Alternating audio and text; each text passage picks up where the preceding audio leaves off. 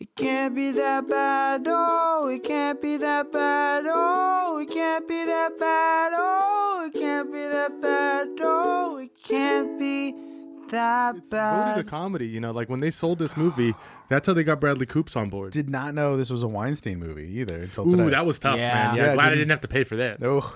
Yeah. Gordon Ramsay, executive produced this. Apparently he helped quite a bit of getting but every time he yelled and threw something, it was like, that's clearly Gordon. That's Gordon. I was watching this YouTube video of him talking about Burnt, and they don't mention at all that he's an executive producer, but he's saying it's such a fantastic movie. You know, that's just really how life in the kitchen is depicted. And we're like, you know, you're just promoting this movie that you produced. So It's you're his trying to brand. get some money. It's his gotta brand. get it. Now, how much of Gordon Ramsay is really Gordon Ramsay, and how much of him is just a TV personality at this point? You know where I see the most Gordon Ramsay is when like quarantine first started. He was doing like at home kitchen videos on Instagram, and like he would kind of get in like a bickering argument with his daughter, and I was like, that's the real. That's Gordon the Ramsay. real That's guy. what it really is. Yeah. Because he's very understanding that, like, okay, I have this character that America sees me, that the world sees me as. Got to live up to it. Yeah, I'm gonna start doing these short videos where I'm critiquing people cooking eggs in a weird way, and I'm gonna, you know, that's what Absolutely. he's selling. But like, That's rubbish. He's exactly. finding a way to make TikTok his own. Yeah, I mean, Absolutely. hey, that fool's a millionaire. Dancing was not cutting it for him on TikTok. I'm sorry. Did he dance? He tried a couple. I can't tried a watch couple. that. I cannot watch that. It's not worth watching. It's pretty bad. Have you guys seen those like prison TikTok videos where they What? like, this is how you make 5-star top ramen in prison? How? How, Christian? I don't know. They just have like top ramen. They crunch it up and like they get That like sounds like broken tapatio. top rana. Yeah, it's like I don't know how. He's like, we're making 3-day brownies in the toilet. What's the best prison food you think you'd eat if you're in prison? Gosh, I hope I don't ever have to go to prison. Yes, you know. But I would hope for some of those like Ritz crackers with the peanut butter. I'm not, you know, because I know like things cost more there, so I'm trying to lower my expectation. Is there like a currency exchange? Yeah, there's a against- commissary and stuff, and like someone has to load up your money. It's like going to school or something. Whoa! I so have I'm to go to told. prison to figure this out. No, you don't need to do that. That's not something No. that happen. All right, I'm just gonna get myself No. into trouble. Yes, and Yep. no. Welcome. Welcome. What? I'm sorry, I just don't want to get in on it, guys. Dude, get in on I've it. watched it so many times. I've just never. I say it by myself in the room, and Why don't you do it then? Here's Yep. your opportunity. okay, welcome. This is ICBTB podcast, and this is Matthew Middleton. I'm here today with my actual host. I'm the co-host. I had to go a bit backwards on that, but I have Christian Baltazar, Hey. which Alex calls him Christian Balls or Square. Actually, yes, you do. We Okay. also have Alejandro. I know you hate that, but thank my you. baby brother. Here we are today. Baby I'm just brother. gonna keep digging. Dude, dig as much as you can. This is ICBTV, where we watch critically condemned movies. Yeah. And today we have a hot episode for you today. Ooh, why is right. it so hot? It's so hot you're gonna get burnt. Oh, that's the name of the movie. Sorry, did I say it too early, guys? Were we gonna say it together? Okay. Usually, All right, ready? 1, 2, 3. Burnt. All right, That was Sorry. great. I just felt it. Just I feel like I just got hit with a ton of bricks because my energy's through the roofs right now. Hey. he's got it going. We just had Jack in the Box, and so I thought we were going to be like a little slower with all this grease in our. No, not at all. our Fat kid veins. fuel. No. Definitely You should coagulated. know. That's for sure. My heartbeat is slower, and not for a good reason. Boom. It's not slowing down to prolong my life expectancy. It's slowing down until it actually will stop in about 5 minutes. I like to imagine that we only get a certain amount of heartbeats. So as soon as you're born, you get like 600 billion heartbeats. You're just like constantly on a counter, like Yeah. And then one day, just like, depressing. boom. It's like that Justin Timberlake movie. What's it called? In Time. Oh yeah, that was a good one. That is a Right? good one. That's That'll something be- we could do. Yeah, why the fuck didn't we do that one We instead? should have done Oh, that no, one. sorry guys. No, but this movie was great. This movie is anxiety inducing. Yes. So let me ask you, Christian, did you feel anything as you watched this movie? Is Do there you anything? feel anything? I felt so much for someone that has never dabbled in the restaurant business, has never stepped foot in a kitchen other than my own and like I guess, you know, other friends' homes' kitchens. That lifestyle of working in a restaurant, especially like a one that's trying to get their 3rd Michelin star, stressed me the hell out. Yep. Now let me ask you guys, is that a good depiction of what the restaurant life is within a kitchen? I think Gordon Ramsay says it best. See my movie. I paid a lot of money for it. That's Gordon Ramsay's accent. That sounds a little I'm British. British? Hollywood, please hire Alejandro because he could do Great accents. so many accents. Great accents. Yeah. I'm from London. And you added a syllable there. With the stutter. He's working on it. Shall we just do the itty bitty nitty gritty? Yes, and then sir. we'll go into it and we'll go from there. Hell yeah. Matthew brought us a film called Burnt. That's got a T at the end, not an ED. It was rated R and was released in the year 2015. Apparently is a drama/comedy, but it is just a straight up drama in my book. Yep. Drama. It has a runtime of 1 hour, 41 minutes, or 101 minutes. You can see the ratings of this film. It's got 3 of them that we like to look at. 3 of them that we go in order. Usually it's like IMDb, Rotten Tomatoes, Metacritic. Sometimes it's Robert and Idra Rober. Sometimes it's just like a random number. Sometimes Walmart will give us a rating. But Those are my favorite ratings. What we're doing today is the classic IMDb, Rotten Tomatoes, Metacrits. Okay, let's do it. Okay. IMDb has this film rated at 6.6 out of 10. Rotten Tomatoes has this at 28%. And Metacritic has it at 42%. Mr. Middleton. Me. And Mr. Balzer Square. You. What percentage of Google users approve of this film, Burnt, starring Bradley Cooper? You want to go first, Matt? Absolutely. Let's see. I'm going to go with Wes Welker, number 83. 83%. I'm going to go with 86%. Christian is the current belt holder and the reigning champ. He is correct again on the nose with 86%. Oh, it's 86? Yes, sir. Nice. Wow. Synopsis coming at you. Right at you. Adam Jones was once a top chef in Paris until drugs and alcohol led to a meltdown that put his career on hold. After moving from New Orleans to London, Adam gets a shot at redemption when his former maitre d' reluctantly hires him as the head chef for his fine dining restaurant, demanding perfection from his newly formed staff. I've never seen this word. What is the word? Acerbic? It's like, what the fuck is that word? Acerbic? I have no clue. Oh, This is history, guys. I've never seen this happen on the show before. Let's just say acerbic. hang on. I'll put the word right here, and you baddies at home can try to pronounce it for yourselves. It means Please tell us what the meaning is in the comments below, please. tasting sour or bitter.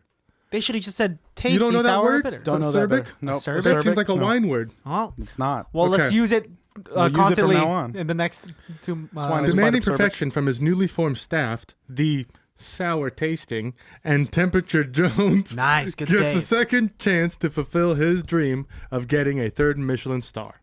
Directed by John Wells, it had a budget of $20 million. Christian and Matt, what did this movie gross in its box office recoup? You want to go first?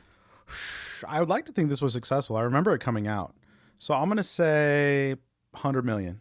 100 million. So it went from like, what did you say, like 26 Had a budget of $20 million. of 20 million. Okay, so you think, I think wow. it That's made pretty over $80 conservative, don't you million. think? 20 million? I mean, well, it didn't take place in a lot of locations, just like in London and within like 2 different restaurant kitchens, right? Oh yeah, I bet you they filmed all of his walking around scenes in like 2 days in London. Yeah, and then like The rest was a like a limited studio. cast with just, whoever worked in the kitchen and Gwyneth like, Paltrow, though.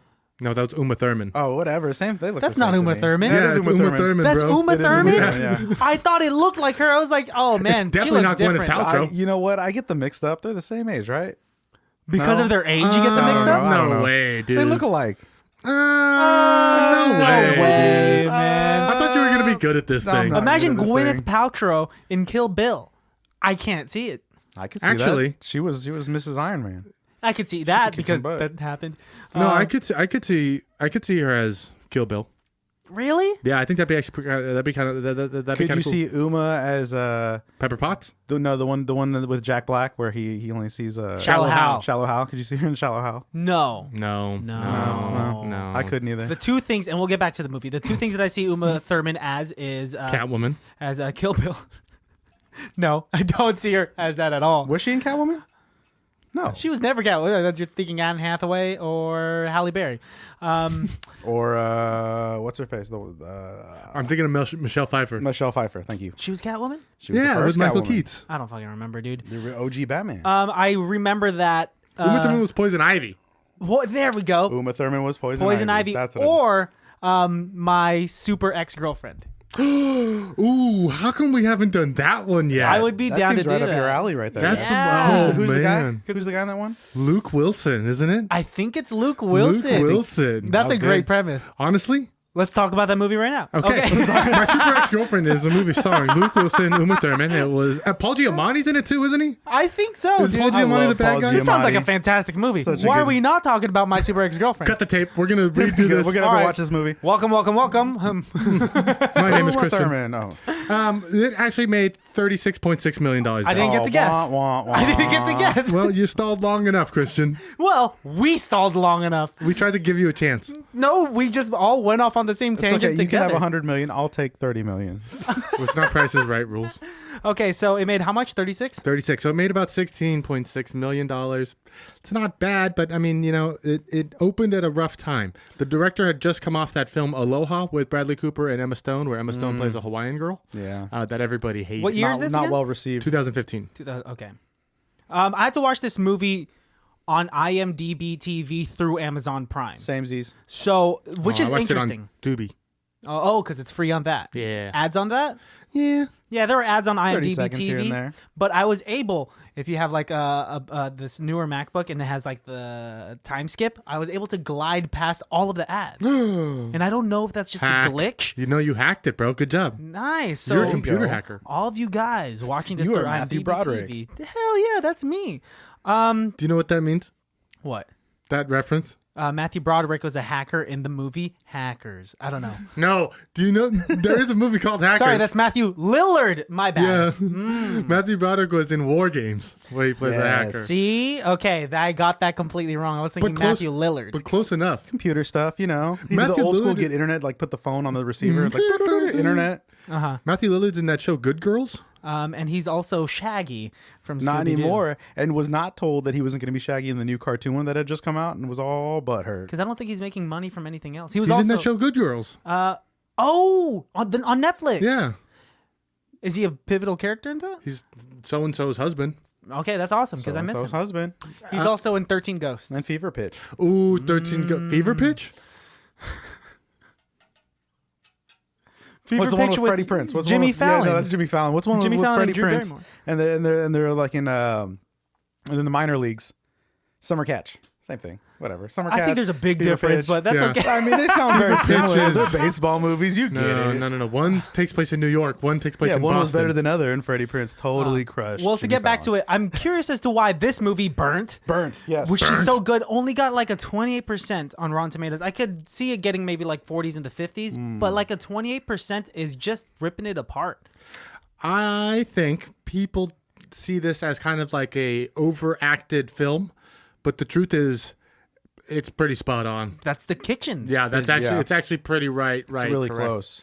Really close to what it's like. I mean, it gets you back in that emotion wheelhouse. I mean, I was in the industry for 10 plus years, working in everything from an Applebee's over in Vallejo to a once 3 Michelin star restaurant. I think it went down to 2. But working in those kind of aspects, and so I kind of saw a little bit of everything. And you know, the depiction was as intense as it needs to be. I think there were definitely extremes, especially in the beginning when he's like finding himself. You know, like in his first putting that kitchen together. Shucking 1,000,000 oysters as A penance. It's million. like- It took him 3 years, right? He's like, I looked at something online where they had it broken down. Like he walked in with 900,000 shucked already, and then he did 1,000,000 that day. That means he's shucking like 8 oysters every second, and it's just like I was like, I hate nerds. People that That's how really long broke he was it down. doing it that Sometimes day. nerds ruin it because like, and also like he was taking his time. That last one he really like savored and was like, He made that look really good. I do love me some oysters. I wanted some oysters right after that. I'll tell you what though, Gulf oysters are not great oysters, and that's what it seems like he's shucking because he's in New Orleans, right? Yeah, Those things are huge. They're rubbery and chewy. yeah, And but everything cooked in New Orleans tastes better. that is also true. That's what I keep hearing. I gotta go. It's I'm great. like 6 hours Disneyland. away. Adult Disneyland. Adult Disneyland. Yeah. I just want to try. I want to try all the foods in New Orleans, and I want to just experience the live music that is just outside of everything, right? Inside everything. And inside all the jazz clubs and Yeah. all that stuff, dude. So this movie takes place first. It starts off in New Orleans, where our gentleman Adam Jones is, like we said, doing his penance for some unknown not crime, but mistake that he made against his friends and former restaurant. Yeah, back in Paris. He knows that he has to make his way back. He knows he has to try and find his way through and right his wrongs. So he gets on a plane, flies back to London, and he meets with his best friend, ex-lover.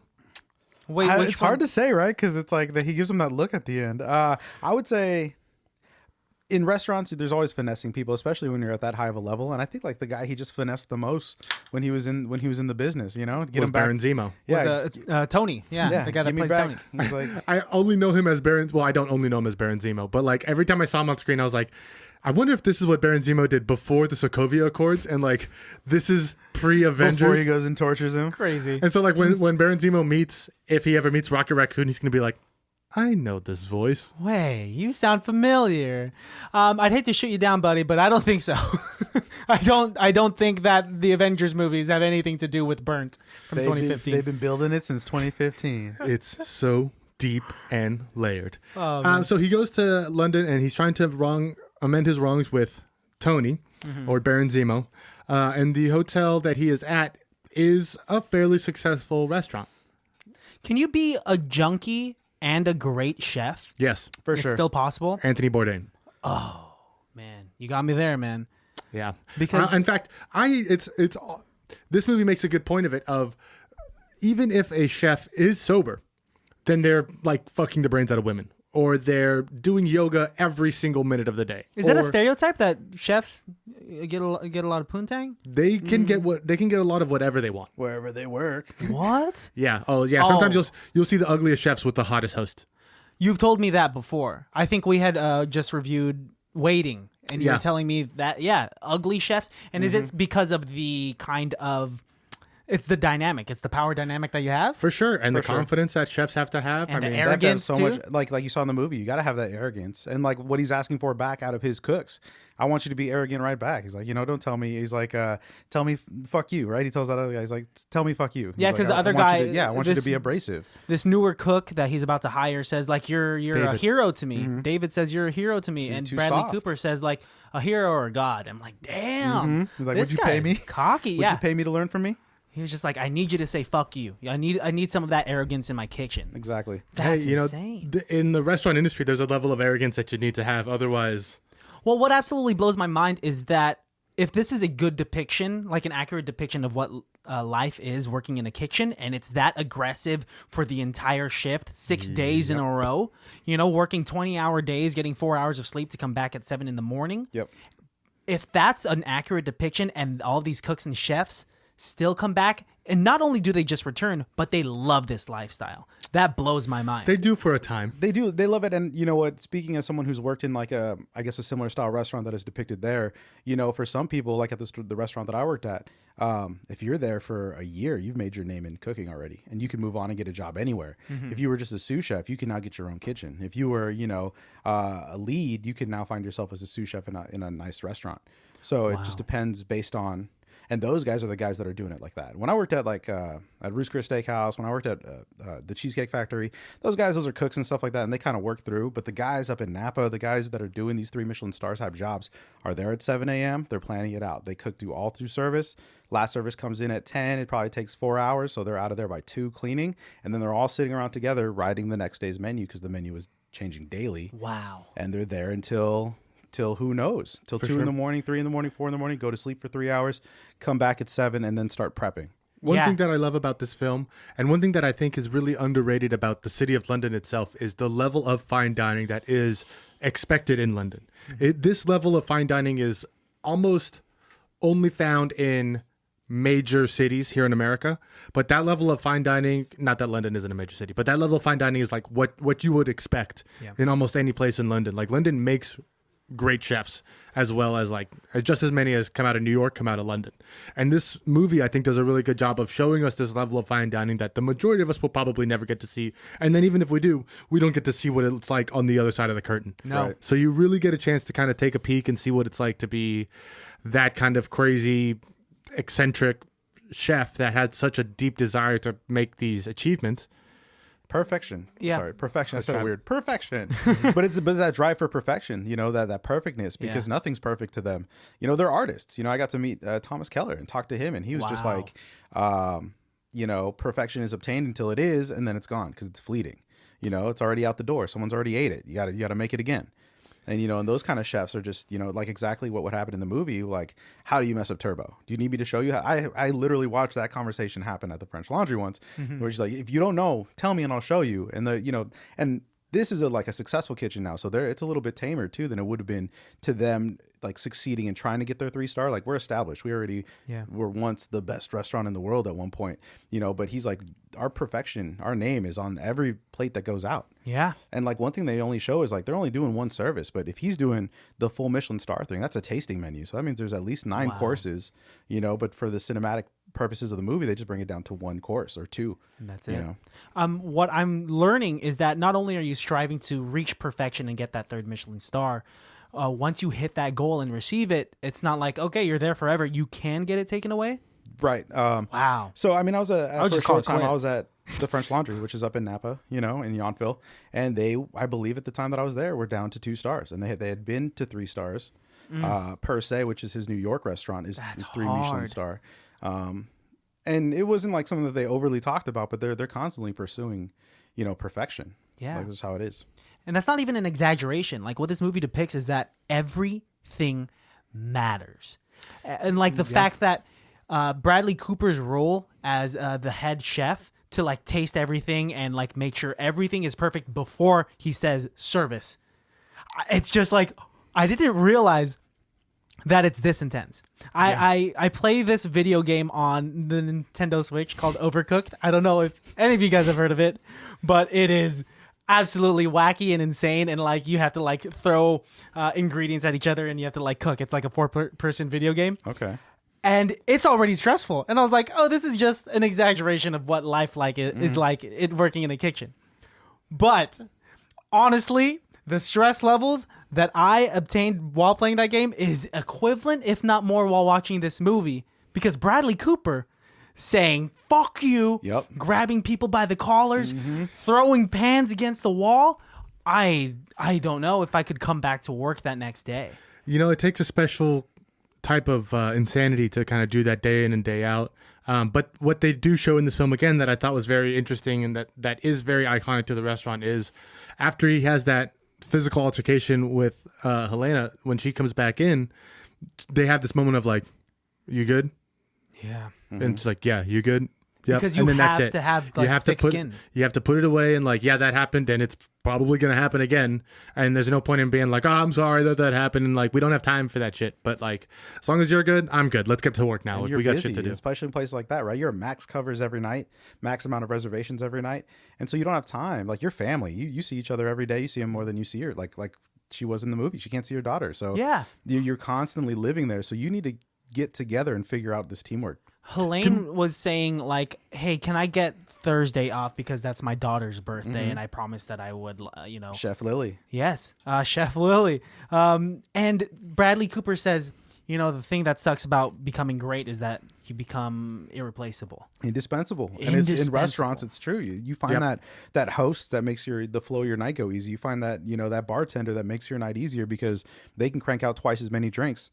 You know, it's a game changer, and you literally have to devote your life to that restaurant if you want to be in it. And it doesn't matter if it's this, where it's like a mom and pop shop type of deal where they own it, or if it's a corporation like the ones that we've worked in before, because it's all about, you know, working at the highest level, cranking out, getting your numbers, and like keeping pace. Because here in California, you know, I worked in Texas too for a little bit. You know, in California, you're busy from the minute doors open. And that's kind of what I expect out of this movie too. As soon as the doors are open, people are walking in, you got happy hour. When I was bartending for a short time in Texas while I was getting settled, you know, people weren't coming in until 7:00. And so you're literally there from 3:00 doing prep. And then you're there until 7, till someone actually gets there, and you get to work for like an hour. And then it's not the same, but to be in a busy spot like this, it's just the pressure is crazy. And to have that kind of name that he already has. Right. Like everyone that knows anything about the restaurant business knows that he is the second to greatest, because essentially the best chef around was that dude that did have 3 Michelin stars. Yeah, right? Reese. And so Bradley Cooper is trying to beat him, but even Reese in the movie says, "You're a better chef than me." But they work together, right? They They together grew with up together. Jean-Luc. They both worked under, supposedly they worked under this chef Jean-Luc. And I thought Matthew Reese's character of Reese was such an incredible depiction of, you know, in the restaurants you really do get this bitter battle, and it is such an arrogance game of like, even servers and bartenders get that way, and like even like bussers get that way of like, well, me and him, we got hired at the same time, but now I do this section and he does that section. Like there's always kind of like a dick measuring contest, territorial and an essence of it, and it's really. Oh, I imagine. Yeah, I mean, I felt that like, oh, I'm sorry. No, go ahead. I just felt that like with Reese, he was like the one that like has to work hard to be good at it, and for him, it's like Adam Lang was just the one who's just naturally good at it. And so for him, I saw him watching it just being so frustrated because this guy who has all the demons in the world and he can get it together and just naturally be good at it. Where, the other guy, he's like, I want to learn how to be perfect. I'm going to follow other people's technique so that way I can strive. But he's the book learner. He's not the natural. That is so applicable to like everything else in life, with any craft, like let's say with music or comedy, there are people that have to work on their craft of being funny. Work on their jokes, on their structure of jokes and like how they deliver and how they write, as opposed to some other people are just naturally born funny and they can get up on stage and just say whatever. Here, I mean, in the restaurant business, I'm sure like everyone has to have some sort of an ego at some point because you've made how good does it feel? Because I don't cook that often or at all. Or at all. But you guys cook. You guys know how to make something that tastes good. What is the feeling that you guys receive when you like, lay that plate down and then like someone takes a bite and you see the joy that they have in their face? I think it's a good feeling. I mean, I think professionally, you do that a lot with cocktails. For us, we were bartenders too. Yeah. So cooking at home is great, but your family always loves your food, even if it's terrible. But like when you're bartending, your people are paying you for their martini or whatnot. So it was always cool to me because I was really big on like classic cocktails, old fashions, Manhattan, things like that. And to put something out and someone goes, oh man, this is like made the right way. You didn't shake my martini. You stirred it. Like you took the attention to like put the 3 olives that I wanted, or if I wanted like a dash of pepper on the top, like just going the extra mile for them and seeing them appreciate your work. Or if they're looking for something, they're like, I don't know what I want to drink today. I want something sweet. And I'm like, I got a drink I can make for you. And then just pulling something out and then they enjoy it and they pay for it. So it's a good feeling. Yeah, you get that positive reinforcement. Yeah, and the tip. So, Yeah, you're working for that too. And then they'll pay you extra on top of the bill. Oh, wow. I think what's interesting also about this film is his demons that he's struggling with aren't just something to set up a problem. Like they are a reoccurring theme in this film. And this struggle he has of staying sober and staying on top of what's happening is such a crucial part of the character of Adam Jones that it's so important to him and his friends that he stays sober. In fact, his contract is depending on it. Right. Yeah. So when he has this fall from grace and he does have his relapse moment, it's so disheartening for everybody who knows him that even Reese has a moment of taking pity on him. Even Reese, this man who's supposedly his Mozart to the Salier, like that's just... That was a speaking moment. Like if even your enemy, your rival, your arch nemesis is like, fine, yeah, I'll take you in. You barged into my kitchen, high on something, and made fun of my equipment in my kitchen and like, yelled at my cooks. Even then, I'm going to give you a blanket. I'm going to give you a place to sleep. And I'm going to make you eggs in the morning. And I will also admit to you that you're better than me. And that's saying something. Knowing how the movie ends, do you think that happened before or after Helene called? Did Reese know that Adam Jones was going to be coming there because he had just gotten off the phone with her? Or do you think that phone call happened after he passed out? I think the phone call happened before because Reese was weirdly calm. He wasn't freaked. Like, I don't know. If his ego is as big as we think it is, I think he should have reacted in a bigger way. But the fact that he saw him, knew immediately what was happening, understood what was happening. And then because they're old friends, right? Yeah. He knows what a big problem this is, that he's drunk now. And like he says in the beginning, he's like, oh, I'm sober. And he's like, no, you're not. I know you're not. He's like, just at one point you'll slip up. And then like, here it is. He could have used that as his moment to ruin him. Well, they used to drink together, right? They worked together. They went out after work together, so they know each other. I think it's more like they're brothers that don't like each other, And for me, I didn't necessarily get that she had called first or he'd gone off the phone already. I just thought like for him, it's like, how many times have you seen your best friend go back to the way he was, and you're just like, all right, well let's get you through this, and then maybe he got the call afterwards because he was pretty nice in the morning. And the other thing is, all the characters that smoking, like they smoke like 100 cigarettes, like the extra long ones. Like he pulls this out cigarette and he's like, it's like, I guess so, man. Because all of them, yeah, even the chicken, they like just smoke wherever. They're like, we're indoors, like European. It's your kitchen. Yeah. Helene was such an interesting character to me. What I loved about her, what was the name of the fish that she kept on trying Turbo. Turbo. So she was yelled at. Turbot. Turbot. Turbot. She was yelled at by Bradley Cooper to cook this in such a way, and she was, she left. That's when he grabbed her by the neck collar and like on her first night. On her first night, where she was forced to leave her other job to work for him, right? Hey, she's getting paid 3 times more. 6 times more. By the end of it, we'll double your pay. But I'm already getting paid triple. 3 times 2. I'm like, damn, girl, you're making a lot of money. I mean, those restaurants don't care. Not at that level. They're making. When I was there, they were like, "We'll replace you real fast, man. It's okay." Like, wow. They don't. They're like, "We'll get other people." And same thing in the kitchen. They get them straight from culinary institutes, right? And they get to make them into what they want them to be. Man. And to them, it's an honor. It's like just like the guy. How much will you pay me to work for me? Oh gosh. These kids are coming out of college going like, "Please hire me. I'm trying to get the experience to work under someone like you, Bradley Cooper." Like in Wolf of Wall Street. Everyone wanted to be with Leonardo DiCaprio. What I liked about Helene, though, is that there are such subtle moments in the movie where she's serving breakfast to her daughter, and her daughter at this point fully understands the stakes that are set in which her mother, for being a chef. Right. And like Turbots again, how her daughter, who is probably 6 or 7, is turned into this mini food critic junior. That's what they do. Yeah, and they're like, it was better yesterday, or she'll say it's better today. But take it in, right? She's like truly soak it in. I saw that scene as what that told me was that Helene after she got yelled at. She was practicing the fish. And over and over again. And like, I think the first time I watched this film, I didn't quite get that, but it's this idea of her like knowing all along that she was going to come back, knowing all along that she had a lot to learn from Bradley Cooper. Even before she knew she was going to do it, she's over here practicing turbot just so she can make sure it's right next time she does it. That 5-second back and forth between Helene and her daughter with the turbot was so telling and fleshed out Helene's character instantaneously. Sure. Just said like, oh, okay. You are so passionate about this job, even if you were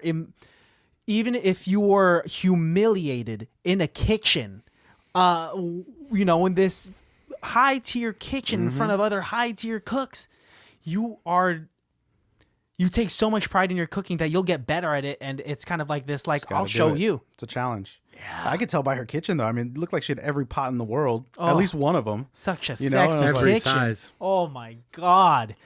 I do like in like French kitchens, European kitchens, they're always like the brass pots. Yeah, copper pots. It's always like, they're so good. Classy. Dude, even Bradley Cooper making breakfast for David and his girlfriend at the beginning of the movie. That was hella funny. I'm like, oh my god, this looks real good. I love cooking movies. They just like show you like in Chef when they're doing the grilled cheese and stuff like that. Like, yeah, I love watching cinematic food. Oh, dude, so this was Food Beast on crack. This movie was supposed to be originally titled Chef. Oh, really? What year did Chef with Favreau came out right before this film did. In fact, Sony tried to sue them because like, well, we already have a film after this, and it was this big back and forth, and eventually this film was going to be called Adam Jones, and then in its final post-production they changed it to Burnt.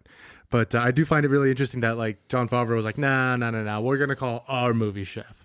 So like, okay, well, they got the rights first, then I guess they win. There's nothing that Sony can do about it. Wow. And that movie was wildly really good. successful. I think Chef is why this one wasn't so successful, right? Because it's sure, two of the everyone same liked Chef better. Time. Yeah. Yep. You said critics were saying that people were.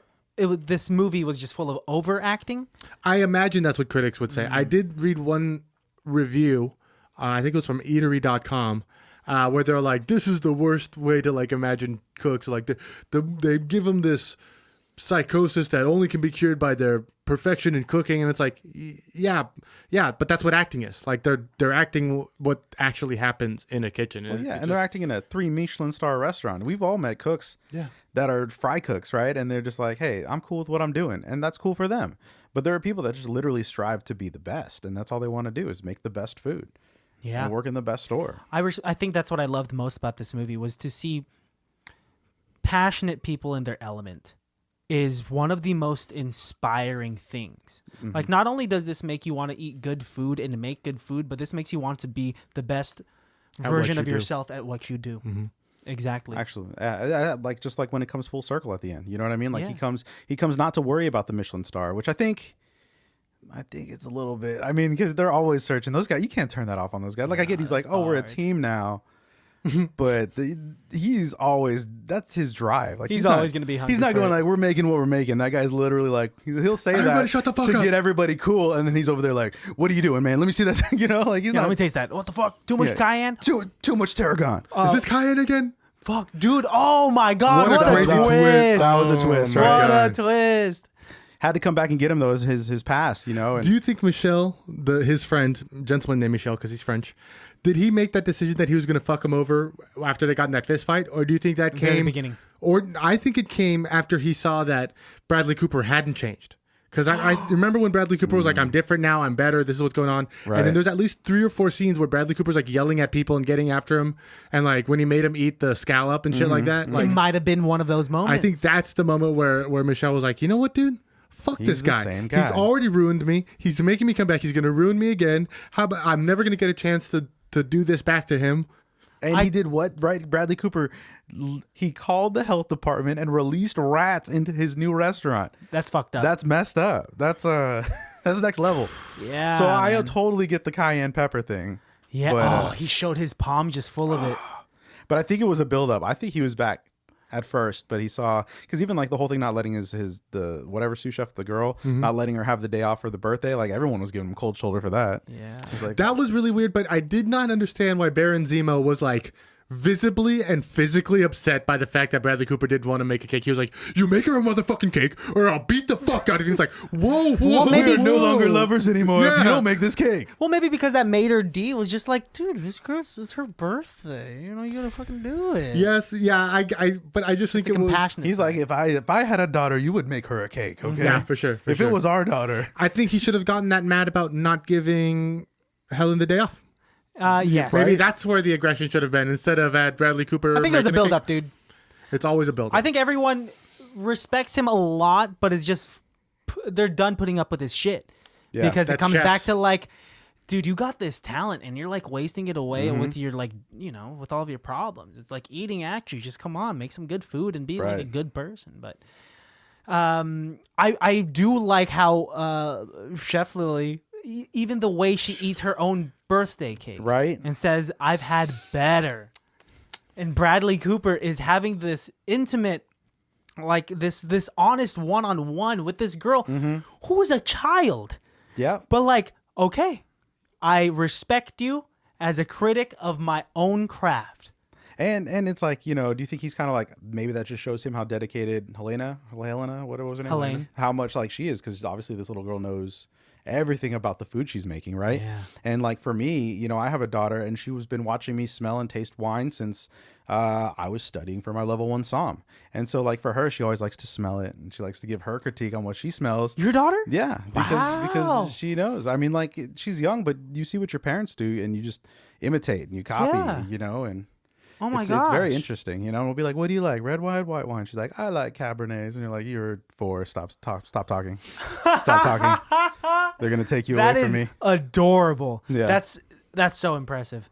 Oh my gosh. Yeah, kids are cute. My dad's an accountant, but it's not like I was really into doing taxes. You're like, "Can I be your CPA, please? Dad, can I see my W-2? Can you show me how to use Excel, please? I love formulas." He's like, no, this is for adults. Don't look at it. So you grow up like with a hunger for learning Excel, and then like Yeah, I love these charts. And No I- calculators for you. that's how you Christian. rebel against your kids. You like make like math the thing that they're not allowed to do. Oh, Be like, no, you wow. can't do math. Instead of saying no sex, no booze, no partying, Just go the other way. Like, All please, you want. please party. use don't know about smart that. reverse psychology. I don't know about that, guys. I don't know if I. You have 2 kids. I You, don't could try, know. you have 2 kids. You could try one way, one the other. That's what you have to do. Right? Yeah. You can experiment a little They're bit. so different, though. It's like having 2 lives in a video game. It's not a right? controlled study. I like the 2 lives in the video game aspect because it's like, you know, this one is like me, and this one is where I like make all the bad decisions. Yeah, this is me just really trying to feel out the lay of the level. Especially since, you know, like video games have so many like alternate ways that it can go. Yes, So at like this there's point. one version where I'll play and be like, yeah, yes, and Yes. the next version I'll be like, No. Is this okay? That's basically what we're trying to tell you to do with your kids, man. Yeah, let me just trial and error them. You know what I mean? Like, Isn't that everybody?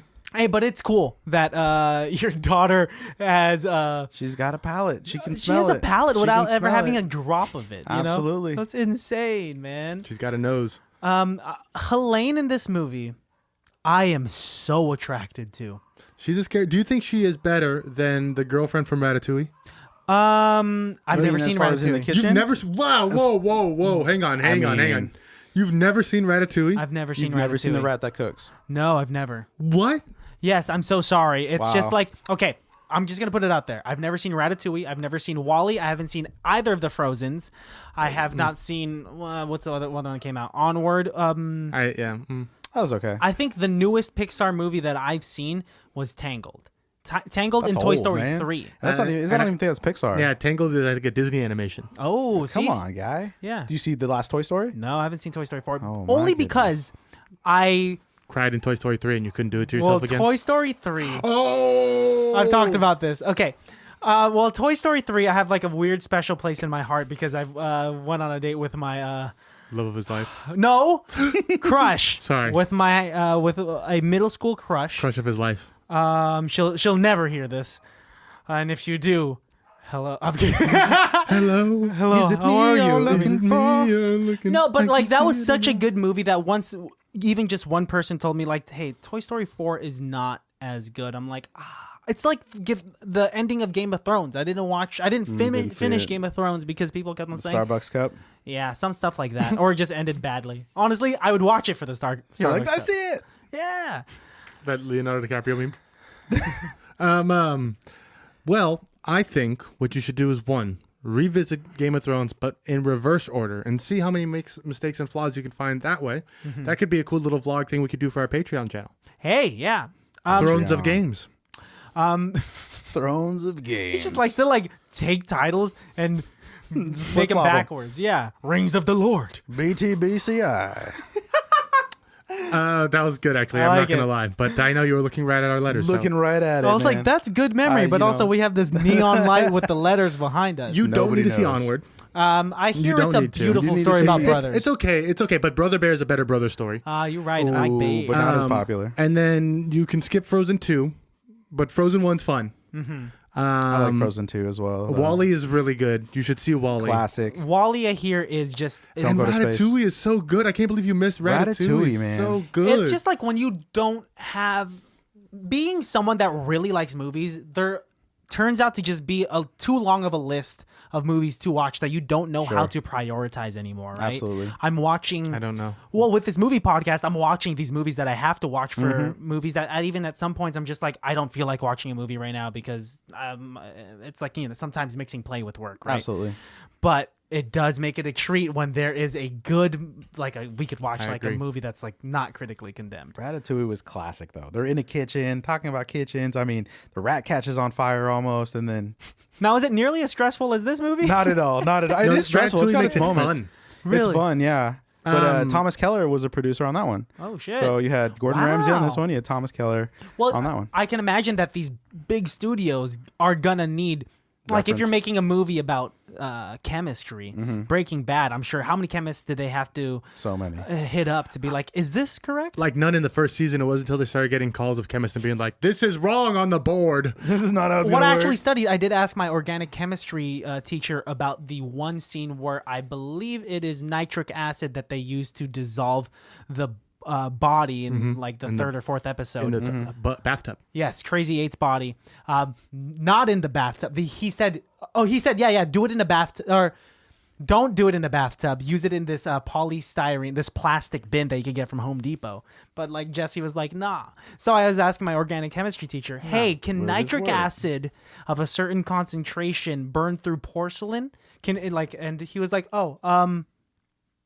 let me see. And so he went to go consult with these other organic chemistry teachers, came back with me and said, it's possible. And so I will take that possible. as like, okay, Breaking Bad did some research. They got to, right? They always have Yeah. like, when they have rock movies, have some guy who like does all the hand guitaring for Bradley Coops, you know? Like, Yes. No, Bradley Cooper actually played the guitar in A Star Is Born. He also already spoke French before this film started. He's fluent. His fluent French in is French. French is pretty Because solid. he's fluent in French. Is he? Yes. Canadian? I don't know. But he also has been sober too, just like the character, since he was 29.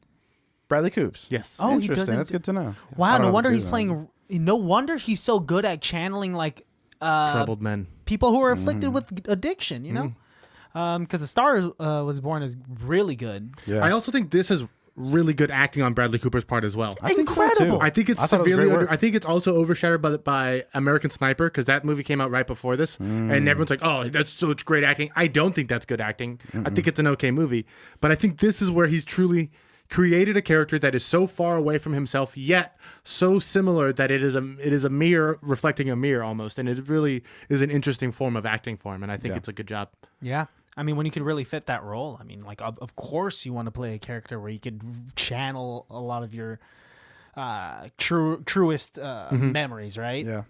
This So- isn't Hangover Bradley Cooper, and this isn't American Sniper Bradley Cooper, but it is a very iconic Bradley Coops. It's so good, dude. And no awards for this movie, huh? No, Nothing.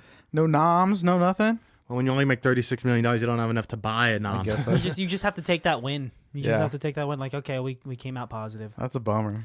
Yeah. But I like how much Jean-Luc was such a tentpole character in this movie without ever showing up. Oh yeah. I kept expecting him to be like Jean-Luc Picard, and I was like, yeah, man. That's who you're talking about. I know who he is. He didn't die. He got called up to the USS Enterprise. That's what it was. Patrick Stewart.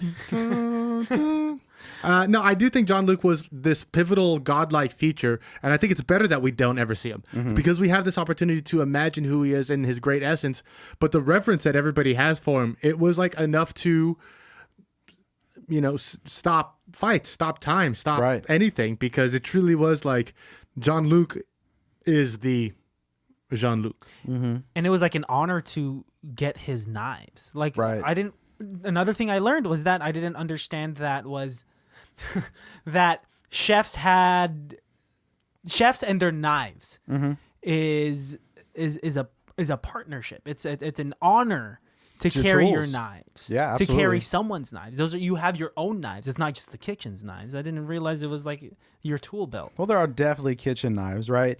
But especially when you get to those high levels, you come with your own bag. When you get into culinary school, I really want to do that. When I was growing up, you have like these $1,000 sets of knives that you get, but really it's better to kind of piece it together. But it's a badge. Like some of these guys, like with like Owen Wilson in Shanghai Noon, he's like, look at the handle of my gun. Like it's the same kind of thing, Like look at this one, and there's different styles, of course, right? You get the Wow. Japanese shun knife, or you can get the German Henkel, known for steel and all that kind of stuff. So what a gun is, what a 6-shooter is to a cowboy. Yep. Is what a knife is to a chef. Honestly, like that's that. exactly what it is. Or like what a sword is to a pirate. That's chefs see themselves as pirates, gangsters, cowboys. Oh man, for sure. Yeah. What a lightsaber is to a Jedi. There you is go. What a knife is to a chef. I can guarantee there's some chefs That's who how they think they're correlated, Jedis. right? Yeah, They for said sure. they said a 2 Michelin or 2 Michelin star chef was like Obi-Wan Kenobi. Yeah. And he was explaining the Michelin level to his girlfriend. Oh, there you go. A Padawan has no stars, and then like a Jedi has 1 star. Jedi Knight has 2 stars, and then, And a then Jedi Yoda Master. is 3. But what if he's Darth Vader? That's what she said. Well, what if he's done? Well, Then they don't care about I the think stars he is. anymore, but they still have all the skills that a master chef would have. That's like Darth Vader is what Bradley Cooper is if he was just like, I'm going to make some bomb-ass dishes, but I still do heroin. Oh, and they don't show you what's going to happen after this, right? So now he has this successful restaurant that's doing probably like full covers every night, and now his life just went into overdrive because he got 3 Michelin stars. Like Yeah, they don't what's show him gonna like happen working now? to the bone, working 100 hours a week, like, and he's Well, gonna fall in trying to love with keep- this girl. And they're yep. gonna be like, no, dude. They're like, you don't have time for your family. Lily's going to want to see her father eventually. She's going to get to that age where she's going to want to not love Bradley Cooper as a stepdad. Where's my dad? Yeah. My dad doesn't make food like this, but he does make a killer Velveeta cheese macaroni. Hey, Yeah. with Sometimes I hot don't want to dogs. eat some turbot, Mom. I don't want nice lobster tails. Can't we eat Burger King? Yes, just get me some cheap Kraft cuts, mac and peasant cheese. food. Get me some peasant food. Peasant food, baby. Seeing Bradley Cooper eating Burger King in this movie was wild. I was like, is this a different movie? Did something happen? Hey, it's consistency, like he said, and it's kind No, of like Burger, when but that's the problem. Burger King isn't consistent. Burger well, King just is here. never consistent. How so? McDonald's always. I'll tell you what, though, watching Tony Stark eat cheeseburgers from Burger King made me want cheeseburgers more than watching Bradley Coops do it in this movie. Apparently, Robert Downey Jr. was eating a burger when he was high on drugs and was like so grossed out by the burger from Burger King that he decided to become sober. I've heard that story. Yeah. So he's like, I'm going to do that again. I'm going to sober up these iron people. Nope, let him sit in that. We're gonna, y'all are iron people. I am your Iron Man. Okay. What I really liked as well, like I keep saying and keep bringing back, is that I'm learning so much about this kitchen life.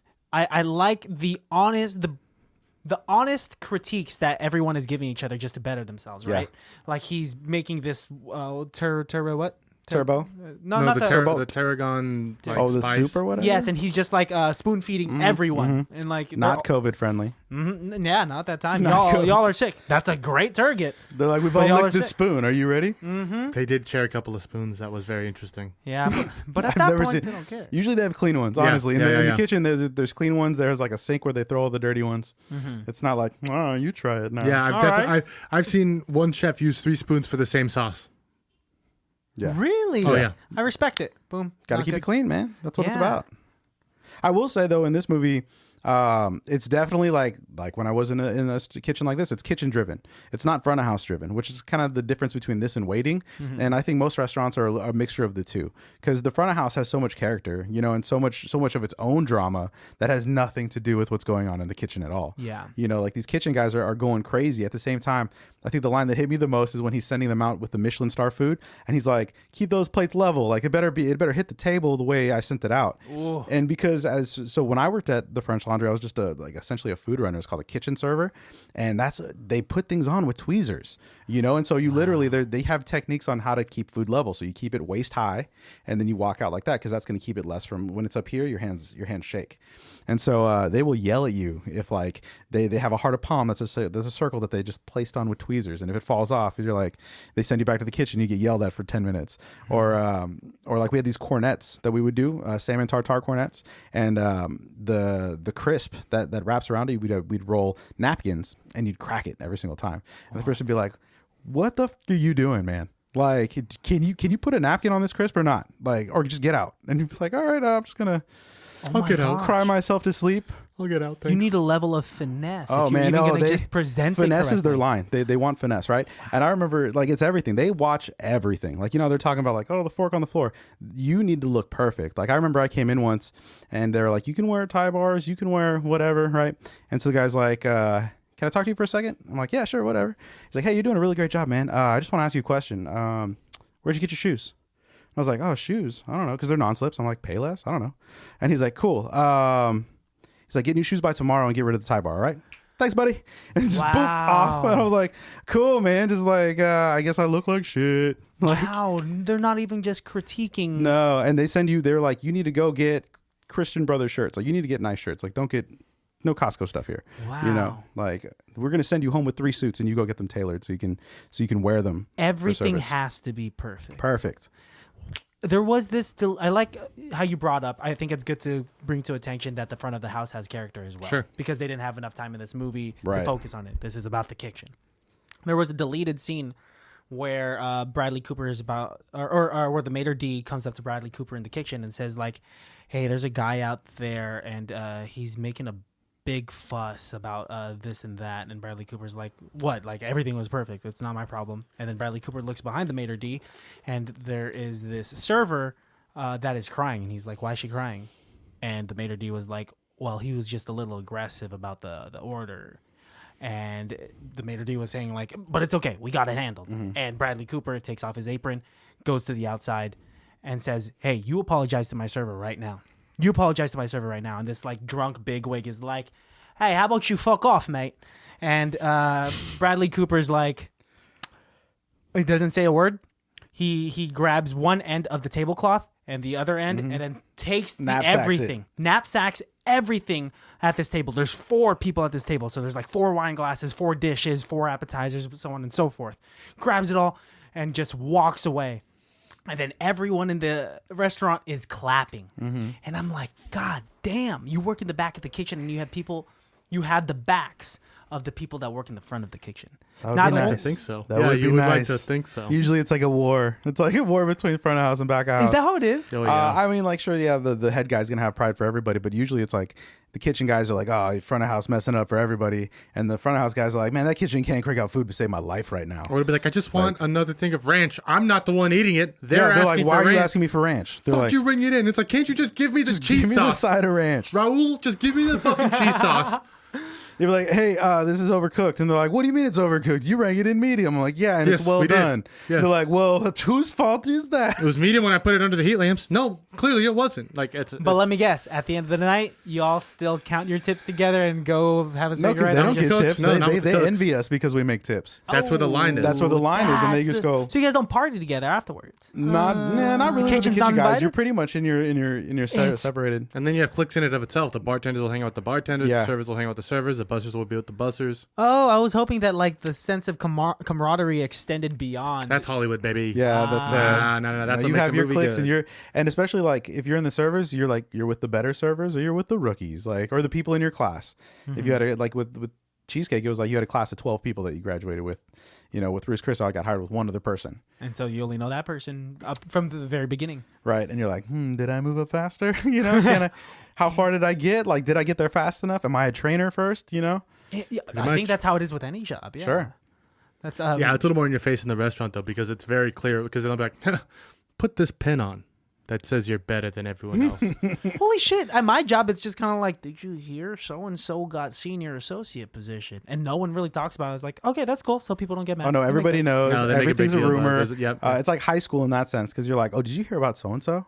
Did you hear this is going down? You're like, what? Sarah's getting it. Sarah's getting DT pin. Yeah, Sarah's getting the DT pin. I was supposed to get the DT pin. They told me 3 months ago I was going to get the DT pin. How's the I was- trend? So, I'm sorry. No, I was saying, Alex, you won Employee of the Month how many times at Cheesecake? 3 times. 3 times. I was elected, I think, 2 times, and they would tell you, like, oh, you're elected, but like he told you, like, they vote for people to who becomes, and I lost, and everyone's like, every time people were like, it's going to be you this time, man, and then I'd lose. I'd be like, you guys suck, man. Like, Damn. Well, okay, so there's a little bit of like brotherly competition in there. oh, sure, but I mean, I got was a where better he bartender. was at Cheesecake, I was at Roost Chris. We're 2 different, Yeah. 2 different styles once you get to that point, but Cheesecake trained me up to be what I could be at Roost Chris, because Yeah, it's just sheer volume. Mm-hmm. Sheer volume. You guys deal with a lot of stuff at Cheesecake. Everything. Yeah, because I mean, it's the balance. It's like the happy middle of like people go there for casual dining. Yeah. At the same time, people will go there to celebrate something. It's everything. It's the only Because- job where I had 5 blenders at my disposal. The biggest casual fine dining restaurant in the world. There you go. And you guys worked at the headquarters of it all. For a little bit. Yeah. Yeah. The flagship, Okay. because the headquarters is in Calabasas. Oh, they changed it? No, the headquarters isn't, but the Well, flagship. the original is Beverly Hills. Yeah. Yeah. Oh, I see. But we're the flagship because the David Overton, the owner and founder, went to school in Cal Berkeley. So he wanted something in this area that he could kind of show his classmates that he built. And that's what was close. Okay, that And it makes sat sense like to a billion me. people. Yeah. Hey, what's up? I mean, it was in the top you? 5 biggest for a long time. I mean, only because of Dubai and a couple of the other ones in other countries that really outsized Yeah. the one in Walnut Creek. Yeah. Wow. Is that closing? Did I hear that they're closing that? No. No? Okay. No. I thought I'm in Texas, so what do I know? But I heard that they were closing it. No. That I was thing like, that's is a staple. still How popping. can you? I know they don't own the property, so Even like just a few months ago, that place was, yeah. I mean, You everyone mean was just over outside. a year ago? No. Oh, massive. you mean like when they had the patio? You're right. You're yeah, right. You're the right. patios are packed. The line is still long as And hell. they were Everyone doing wants to to eat goes the whole cheesecake. time. Yeah. Yeah, So, man. they'll figure it out. Matt, do you have a best person on set award? best person on set award, I would probably go with the Coops, man. I think he played it really well. I think was able to dramatize this role really well, and made me feel like I was in a kitchen just standing there with awkward tension because people are yelling at each other. Oh. And I'm just there like, I'm just here to run the turbot. You're like, can I get that? Because my table's been asking for it. I'm eating because I'm stressed. Do you guys have any Stop eating the turbot. You guys have any We're Sendak serving that. desserts? I just love cake. Send back. Wow. Actually, yeah. I'd eat all the if there was the slightest error with any of the dishes made in that kitchen. Bring The it my best way. food I ever had. So I was at a 3 Michelin star place, and they would have like not necessarily sendbacks, but if someone wasn't at the table, if someone went to the bathroom, they would not send the course out, and they would restart cooking the course Because all they over want it again as fresh because as they wanted possible. fresh. So they'd be like, all right, we got person up, and we got 2 people up. We're gonna cancel this order. We're gonna start a new one, and they would send them to the back, and they're like, you're in training, you get to eat it. And that's how I got to try. Like I got to try the turbot. I got to try a Wagyu steak. I got to try the oyster and pearls dish that they do. It was phenomenal. Best way to eat for sure. Rich. Just serve as much tap water as you can to the table, so that by the time that the food comes, they have to go to the There's bathroom. no tap water there. I'm sorry, sparkling water. Aquapana. It is all from a fresh spring that's located right across the street. Uh-huh. I think cats pee in it, but it's going to taste great today. If it tastes good today. My best person on set is Matthew Rhys, the guy who plays Reese. Okay. Yes. He, I think, again, played the perfect antithesis to Bradley Cooper's character. Had a big enough, bold enough character, and then their connection together was such. You could definitely tell that there was a past that they both had. So. Absolutely. Yeah, that was incredible. I mean, though they were some heavy hitter actors that really did a lot for this movie, but I'm gonna have to give mine to the youngest person on set, Man. Chef Lily. Chef Lily. At whatever age that actress was, did an impeccable job Absolutely. of like being able to be this lovable child who really, I think I would be intimidated if I made any type of food for her because she seemed like a critic. She's going to be a critic. Like, she's not Yeah. going to go the chef route because her mom's already struggled through that. And most people that see, like, family members that have gone through that, they're like, please don't go through that. Yeah, you know? yeah. No, I don't want to be that. I witnessed you go through all that stress for 18 years of my life. Go be the Uma Thurman. Yes, be Uma Thurman, who was just the I just get to go and party and eat great food. my mind is still blown that was Uma Thurman For like 2 seconds, right? Like for like 2 One seconds. scene. She made like $10 million. No, it was only $20 million budget. Yeah, so And that was a here's cameo. Half of the budget Who did you think she is? Donald Trump in 2 weeks' notice? Absolutely. in Home Alone 2. Right over there. Bathrooms are right over there. Oh, get out of here! There's a petition going around for people that want him to be photoshopped out of that movie. Oh, come on, guys. And Who's the kid gonna ask then? I think they're trying to replace it with who would it be? I think it's someone that does like a talk Christopher show. Lloyd, Anybody? Regis Philbin, Who's a good New Yorker? Regis Philbin. Is he a New Yorker? Yeah, Colin Quinn. It could have been Colin Quinn. It's over there. Colin Quinn was not popular enough for Home Alone 2. Yeah, but he's popular enough in 2021 that you could probably just replace When Home him. Alone 2 came out, he was doing that side character at Night of the Roxbury. Is that the King's That's what it Speech was, guy? yeah. King's Speech? No, that's Colin Farrell. Oh, okay. Colin Firth. Colin Firth. Firth. Yeah. Colin So Farrell is Bullseye. Oh, Bullseye. This episode's gone completely off the we rails. talk. Welcome to our burnt episode where we talk about 50 Being other burnt movies. The other movies. Rate it, Matt. I'm going to go with, what's your rating system? 1 out of 5. Yeah. 5 being it can be that good. 1 being it can be that bad. I'm gonna give it a 4.5 because I think it's a good movie. I guess it has its flaws because it loses you in some spots, but I think it's a great movie Yeah, overall. 4.5 is actually a really good rating. I think they didn't need to do the whole like gangster owes you money thing. I understand they had to up the stakes for something, but yeah, I think a 4, 3.5, 4, 4.5. That's right about where I'm at. Let's say a 4. Let's cut the diff and say a 4. Okay. Yeah, I'm gonna say 4 as well. It's worth watching. If you don't have to pay for it, if you got Amazon or if you have Tubi or Tubby or Tubi, if you're those kind of people, I go ahead and watch it because it is a fun look at something that people don't often get a look at. Yeah, I think if you are unaware of what goes on behind the scenes of a kitchen where you're just getting your food, Yep. If you eat at restaurants like this, you should watch this movie. Oh, look how they clean. Did you see how they clean? Like, that makes me feel Yes. so good because I hate going to mom and pop shops where you're like, I don't think they clean at all in here. No, they don't. Like, these guys were like scrubbing everything. That stainless steel looked as good as it did when it was brand new. Yeah. Yes. Like, I want that in all my restaurants. Don't we all? Yeah, that Michelin stars. This will teach you how to have a good kitchen. It'll make you want to cook more. It'll give you that understanding where, yes, maybe you'll be a better guest when you go to a restaurant because you understand all the emotion that goes on backstage, you know? This is kind of backstage. Behind behind the curtain. kitchen. Yeah. I do think this is a good like motivational movie. Where this is a movie where once I finish it, I am kind of like, yeah, man, I can do stuff.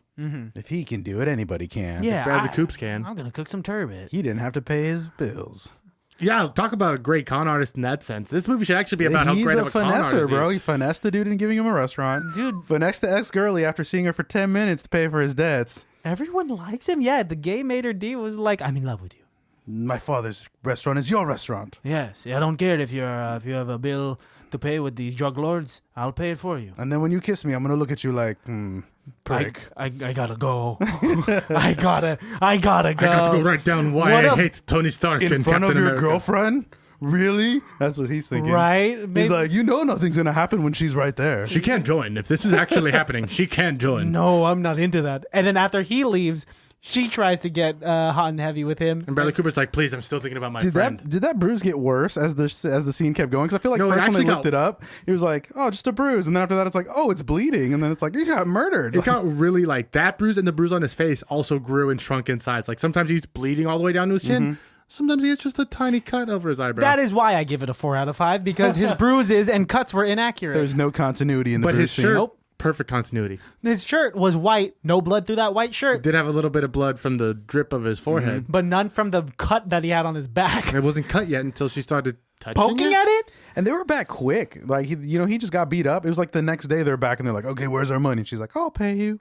Also, did they dump him in those boxes, or did he like walk over and be like, "I'll hide in these fall in And how boxes"? did there. the guy who was like carting in the vegetables not see him also in the trash right Call there? an Everybody's ambulance. there super early in the morning, right? Yeah, someone sees you. It's broad daylight. People are like, don't bother, chef. This And is it's what he executive likes. chef. Yeah. And can we talk about that party that he goes to for literally 1 minute, and then he gets frazzled and just leaves his date, Helene, Leaves there. her. She just got there. Did she looking stay for the whole gorgeous. thing? I hope so. Because she comes back and finds him in jeans At 3 Yes. a.m. at 3 a.m. Yes, because imagine the hors d'oeuvres at that place. good. Hors d'oeuvres. Oh, hors d'oeuvres. Man, I've been to a couple vintage release parties at wineries where they have like Morimoto and stuff like that, like making stuff. Those amuse-bouches are amazing. Bless you. Absolutely amazing. I think one of the funniest parts about this film is how like Bradley Cooper is so shocked at certain things, but then like the things that shouldn't shock him is just like he's just like, yeah, that's a gangster who's trying to kill me, and then he'll like see his ex-girlfriend and be like, He'll malfunction. He'll malfunction Error. at his old love. Uh-huh. He's just like, John Luke's daughter. He's like, I I could have his key. didn't know she died. I didn't know he died. You look great. Your dad's dead. I'm gonna go prep for tomorrow because that's all I know what to do when I freak out. Skinless halibut, please. Yes, please. Oh, you found me. Date that I left at party. And he's sitting on fish. I doubt any fishmonger would let somebody sit on their fish. I like doubt that. Or any it's just head ice. chef would do Even that. if it's just ice. Like, hey who man, wants- your butthole's wet. Get the fuck off my tablet. I'm sorry you had a hard day, but it He's a looks like, celebrity chef, okay? I guess he could sit on shit. I guess, but he shouldn't be sitting on a fishmonger's pride. Rachel Ray sat on these fish. No, that's Marking a different it up. movie. Yeah, That's you a can mark it different up on movie. eBay. Oh, no wonder she smells like fish. No, that's not yeah. why. You know what I'm saying? I like to think that the barefooted Contessa is actually the most demonic of all the Food Network stars. The Barefoot Contessa? Yes, she is cooking Jeffrey to death, and she's gonna eat him and take all of his money. I believe it for a fact. You never see him. You don't know how well he's doing. We see Jeff actually pretty often, and he is getting fat as fuck.